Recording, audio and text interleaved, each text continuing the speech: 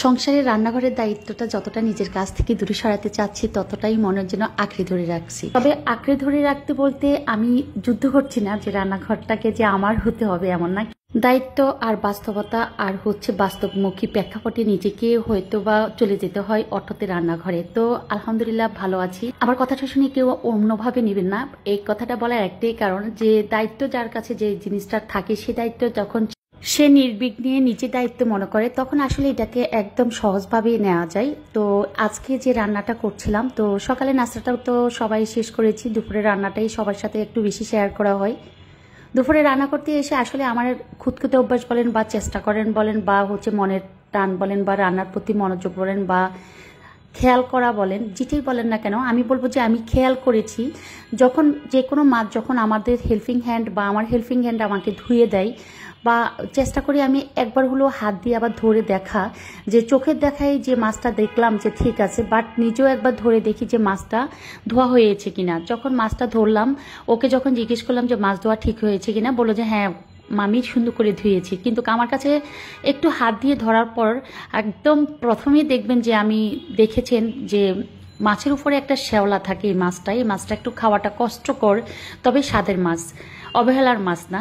তো দেখলাম যে একদম পিছিল যে আবরণটা থাকে বা শ্যাওলাটা থাকে ওই মাছের গায়ে রয়ে গেছে। তো এগুলাকে ওকে দেখিয়ে দিলাম, যেহেতু ঢাকায় থাকি, ঝাঁপিতে করে একটু ঘষে ঘষে উপরের পলেপটা একদম যে পিছিল যে শ্যাওলা পলেপটা এটা যেন একটু ঘষে ঘষে একদম উঠিয়ে ফেলে দেন আবার লবণ দিয়ে ওর হাতে মাছগুলো ধোয়াই নিচ্ছি।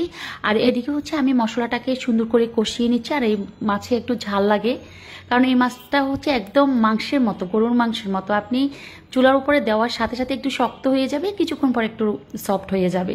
তো ভালোভাবে মাছটাকে ধোয়ার পর নিচেও একটু ধরে দেখলাম ঠিক আছে কিনা। যখন দেখলাম নিচে থেকে মনে হলো যে না মাছটা ধোয়া হয়েছে ভালো করে, তখনই কিন্তু আমি মাছটা মশলার মধ্যে দিয়ে দিলাম।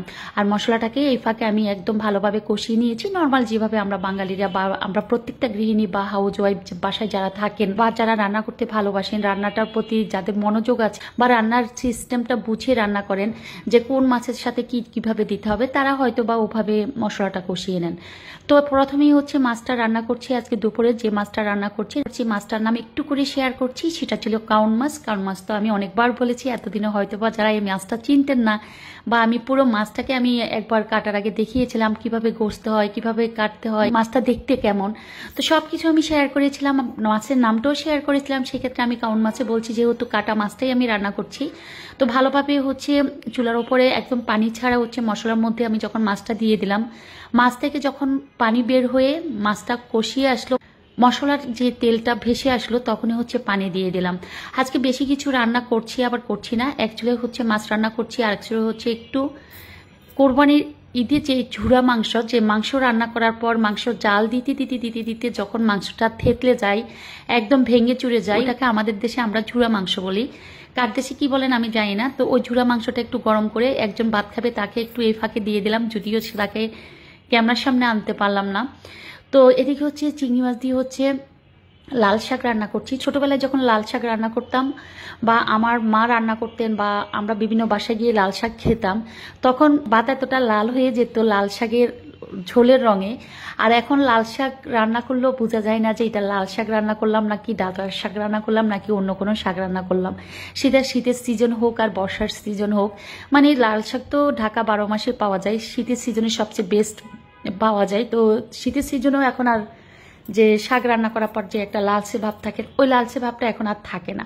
তো এদিকে অল্প করে তো রান্না করা শেয়ার করছি আপনাদের সাথে। তো এদিকে ঝুরা মাংসটা গরম করেছিলাম, তারপরে ডাল রান্না কমপ্লিট, কাউন মাছটা রান্না কমপ্লিট, সাদা ভাত আর লাল শাকটা চুলার উপরে। আবার ভুড়ি রান্না করছি আজকে আবারও।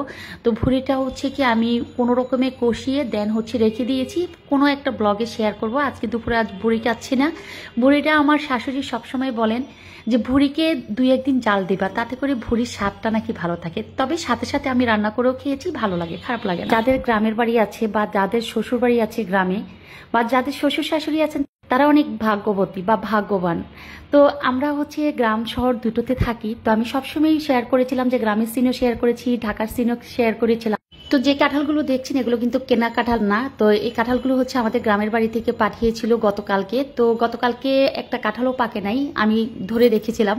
জাস্ট একটা রাতের মাঝে হচ্ছে 3টা কাঁঠাল একসাথে পেকে গিয়েছে, কিছুটা একটু বেশি, কিছু একটু কম, আর একটা হচ্ছে আর একটু কম পাকা।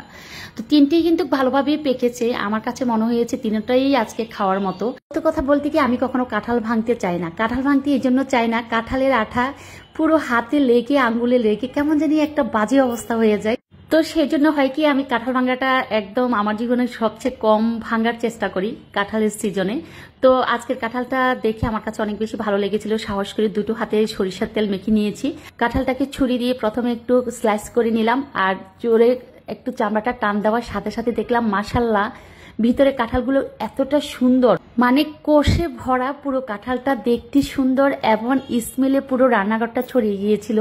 তো এই জন্য হচ্ছে পুরো কাঁঠালটাকে নিজের হাতে ভাঙার চেষ্টা করছি। প্রথমে চেয়েছিলাম অল্প একটু ভেঙে জাস্ট খাওয়ার জন্য নিয়ে নেব, পরে চিন্তা করলাম না না, সাহস পাচ্ছি, পুরো কাঁঠালটাই আমি নিতে পারবো। তো আমি আর জেসমিন হচ্ছে কাঁঠালগুলো নিয়ে নিচ্ছি। আর মানে কাঁঠালের মাঝে হচ্ছে পুরো কাঁঠালে ভরা। ওই যে বলে না, কিছু কিছু জিনিস খাওয়ার চেয়ে দেখে ভালো লাগে। তো দেখতেই ভালো লাগছিল, ভাঙতেও ভালো লাগছিল। আর হচ্ছে এই সিস্টেমটাই কাটছি আজকে কাঁঠালটা। আমার মতো করে কে কে কাঁঠাল ভেঙেছেন, আমার কাঁঠাল ভাঙাটা ঠিক আছে কিনা বা ঠিক হচ্ছে কিনা। হয়তো বা অনেকে উপর থেকে গোল গোল করে ভাঙতে ভাঙতে নিচের দিকে আসতেন। আমি যেহেতু চিন্তা করেছি পুরো কাঁঠালটা ভেঙে আশপাশ সবাইকে দিব, নিচে দারোয়ানদেরকে দিব, এবং কিছু ফ্রিজে রাখবো, দুপুরে খাবার টেবিলে দিব। তো সেই জন্য পুরো কাঁঠালটাকে আমি ভাঙলাম। তো আপনার ভাই এবং আমার বাচ্চারা সবাই কিন্তু আমার আশপাশে দাঁড়িয়ে। তো এখানে যখন কাঁঠালটা ভাঙলাম, এতগুলা কাঁঠাল হয়েছিল। তো চিন্তা করলাম যে কিছু কিছু কাঁঠাল সব বাসায় পাঠাই, আর যে 2টো কাঁঠাল আছে এগুলো হচ্ছে এখন আপাতত রেখে দিচ্ছি। এই কাঁঠালগুলো খাওয়া শেষ হলে আবার হচ্ছে যে নিজেদের জন্য আমরা আবার অন্য কাঁঠালগুলো ভাঙবো। তো ওই যে বললাম কারো কারো বাসায় পাঠাচ্ছি। এদিকে হচ্ছে আমি কাঁঠাল ভাঙতে গিয়ে আমার শাকের কালারটা একদম নষ্ট হয়ে গেছে। শাক বেশি রান্না করতে নেই, অল্প জালে হচ্ছে তাড়াতাড়ি করে শাকটা সিদ্ধ হলে নামিয়ে ফেলতে হয়। শাকের কালারটা দেখে মন খারাপ হয়ে গিয়েছে। এমনিতে লাল শাকের মতো থাকে না। আমি প্রথমেই শেয়ার করেছিলাম যে লাল শাক এখন সুন্দর থাকে না, কালার সুন্দর থাকে না, মনে হয় যেন ডাঁটার শাক রান্না করেছি।